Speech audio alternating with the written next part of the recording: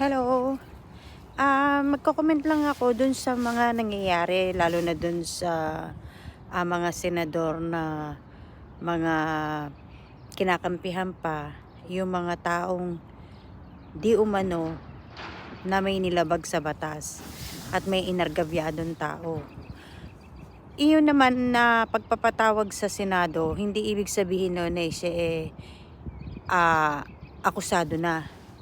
Kasi kailangan niya ipaliwanag yung mga bintang sa kanya para malinawan ang mga taong bayan. Hindi yung parang, anong tawag dito, yung ipagtatanggol mo kaagad.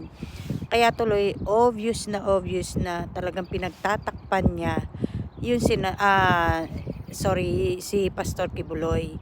Kaya yung mga botante, nako, tigilan nyo na nga bumoto sa mga sikat na artista. Wala naman din mga nagagawa yan sa bansa.